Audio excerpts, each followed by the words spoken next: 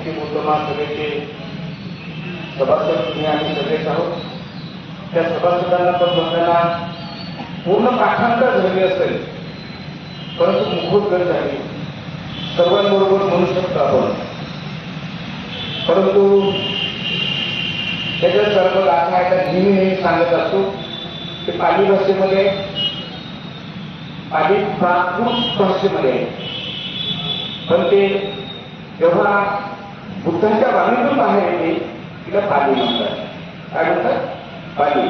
आणि या भाषेची लिपी जी आहे, जसं आपण अक्षर म्हणतो ना, अक्षर म्हणजे लिपी, हे धर्मलिपी आहे. धर्माचं जिथे संग्रह झालेलं आहे, त्या शब्दामध्ये झालेलं आहे, त्या स्वरामध्ये झालेलं आहे, त्या स्वराला धर्मलिपी म्हणतात. कोणती लिपी म्हणतात? धर्मलिपी. त्याच्या अगोदरच्या लिपीला प्राकृत भाषा म्हणजे, प्राकृत भाषा म्हणजे काय?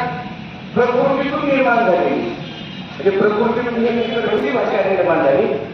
ती भाषा म्हणजे कोणती आहे? पाली भाषा आहे. बरोबर आहे का? आणि त्याच्यानंतर ते रूपांतरण होत आहे. मग त्याच्यानंतर आपण मराठीमध्ये आलो.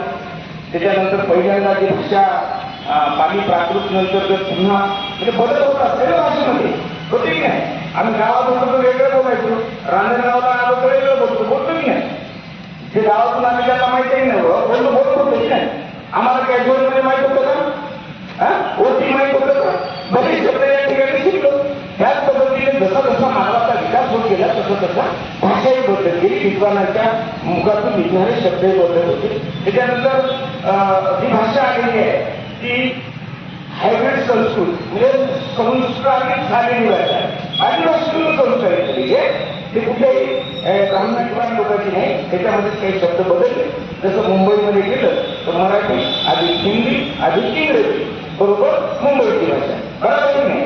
तशा पद्धतीने बदलत गेल्या भाषा. तर आपण जे गाथा घेत असतो या ठिकाणी, ह्या गाथा कोणत्या भाषेमध्ये असतात? बोलत आहे मला एकट्यालाच बोलायला होतं. कोणत्या भाषेमध्ये असतात?